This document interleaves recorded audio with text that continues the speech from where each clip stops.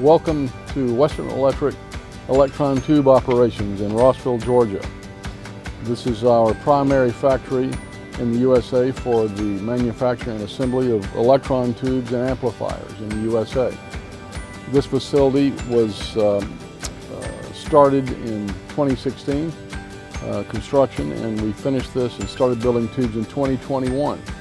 We moved here from Huntsville, Alabama, where we had a factory for almost 6 years.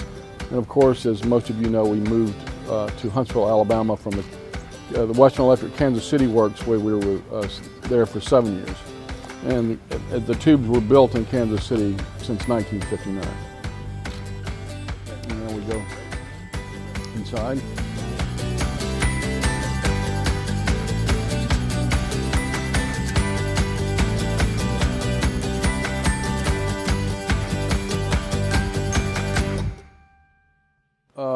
As we say here, this is the water deionization plant.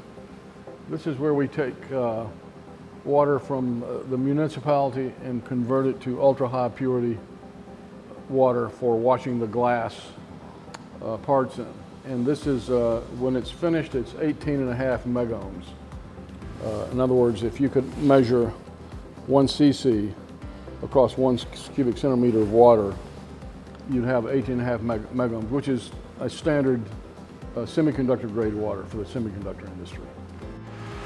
So this is pre-filtering, where we come in with municipal water and we run it through a carbon system that gets sediment out, and then we run it into another pre-filter system that further cleans it, and then we run it into a reverse osmosis system which takes it to another level, maybe to 1 megohm.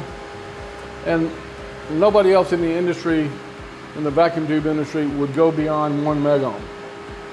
And then after this, we come further polish the water in this system, and this is an ion system that will further polish the water to 18.5 megohms. As you can see here, this is reading 18.5 megohms. So this is the finished water coming out of the tank.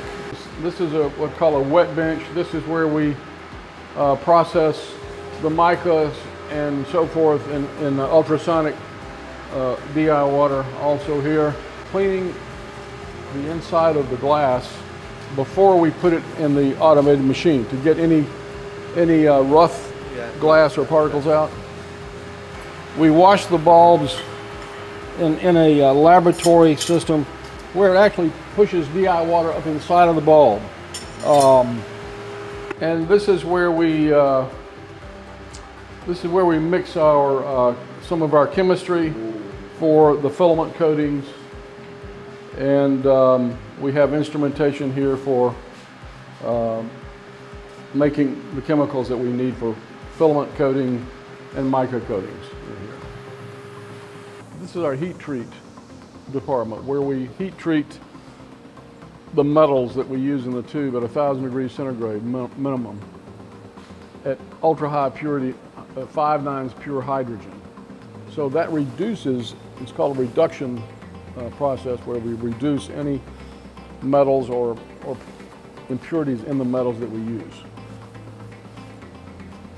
That's standard practice in any tube manufacturing plant, but these are newer ovens, and they're state-of-the-art furnaces for this application.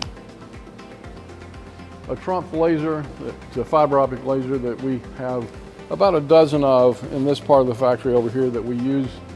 We're getting ready to implement for automation for the 12AX7 and other new tubes that we're coming out with. What's called a nitrogen cabinet. Everything that we make, like this is filament storage in here. We store everything in 5/9 pure nitrogen. So after they make the parts, we have to store the nitrogen to keep impurities and moisture out of the tubes. And this is where we stamp out the anodes and any of our materials here. This is an electronic servo press. It's controlled with a servo motor, and we can see exactly where we have the right number, the amount of pressure, the filament hooks on here.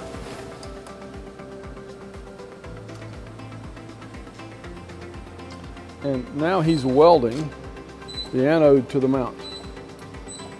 And again, it's programmed to certain power and position with the servo drive. So the position and the power is left out of the hands of the operator. It's all programmed and it's very repeatable. She's installing the getters. The getter is made of, it's a ring that's made of ultra pure barium. It's heated with 200 megahertz RF, and it causes the barium to be released in that silver area you see on the side of the tube. And that actually is a continuous pump. It pumps the tube down during the life of the tube, because any residual gases that are in the tube are continuously absorbed in that barium, and it keeps the life of the tube going on and on. That usually means you've got a leaky tube, you've got a vacuum leak, and it's gone to air. All right, she's inspecting the mount to make sure that what was done in the previous operation on assembly is correct. So we have a lot of inspection at each step as we assemble this tube. You have to really inspect everything. So we do a periodic check on our parts to make sure they all meet the exact spec. So she's going to load some tubes to show you how this drop seal works. So here we're preheating the flare in the bottom of the tube so that it doesn't go on cold, so it doesn't crack. We have to slowly bring the temperature up, and that's what's happening around here. See, so we're hitting it over here with a low temperature flame, and as it comes around, the flames get more and more hotter, more and more heat. And then when it hits here, it starts to shape. As you can see, when you hit, it'll start to shape it. That's called a drop seal. Smoothing out the edges and making the seal perfect. And now this is bringing the temperature back down more slowly. You don't want to let it get too cold too quick, so we have to hit it with heat so it brings it down more slowly. Otherwise it'll crack. It must be really hot. It's about 1,000 degrees centigrade. We pre-test the tubes here, and after we age them here for about 20 minutes to stabilize them before we test them so that they're hot. So we test them under hot conditions, okay? This one is under test right now, and if you watch this very closely, you'll be able to see it's going through a preheat phase now, and so we take them off of here hot, and then we put them on here, and we're heating them up again so that the tube is hot and emitting electrons on a stable manner. And now it's acquiring the curves. And just about when it comes up to curve 9, it will display the curves, and then this will be very interesting for you to see.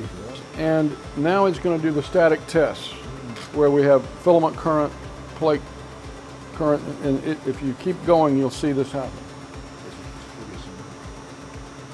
So this has a plate current of 84, which is a very stable, good high plate current. So I see the one that just says 0.13, so that's 13 nanoamps of gas current. So this is ultra high vacuum. That's what that means. This is your transconductance, which is 5600, which is excellent. This is your plate resistance, your mu, which is your amplification factor, and delta GM is something we do that no one else does. We drop the filament voltage by 11%, and we see if the transconductance changes by less than 11%. It only changed 0.8%, which means it's ultra stable. Now it's printing out serial numbers, and it will print out test cards. So the test cards are what we just tested, okay? And that's unique to that tube. Now, I'm going to click this. You need to look away because the laser is going to etch this. You can't look at this. It'll hurt your eyes, okay? Hear it? Hear the laser? Yeah. Okay, so it just cut a number in there with a laser. Really? Yes. The customer is given a complete set of reports, the warranty, and of course, the tube is sealed with a special seal that has a QR code on it. And if the customer goes on the QR code, it takes them to our QR website that authenticates that it's a true Western Electric tube and not a copy, not a counterfeit. So the serial number is on the tube, it's on the report, and on that seal, 3 places, so that it's very hard to counterfeit this tube. We do other specialty glass work for other companies. Like we make this little tube for a customer in Oak Ridge, Tennessee. This is a radiation detector for gamma rays. It's a specialty tube we make for another customer. Okay, this is a test set we built for the U.S. Navy to test these special tubes that go into an F-15 for countermeasures radar. And this is a liquid cooled tube. And as you can see, there's a pump that liquid cools the tube as we're testing it. And this platform brings it and plugs it in up here because it's 2,000 volts on the plate. So it's very dangerous to. So when you unlock this special lock, it kills the power so you can't get hurt. But we built many of these for the United States Navy. Now, this is a Model 300, very rare one with 2 lines, very rare telephone. This is a multi-line 300. Wow. This is the first multi-line telephones back in the 40s. And of course this goes back to the 1910. This is the oldest machine we have. This was built in 1943. And if you can look at the plates here on the dates. And this was built by RCA for Western Electric. Western Electric actually founded RCA in 1919. Western Electric, Westinghouse, and 2 other companies were the founders of RCA. There are over 1 million drawings here.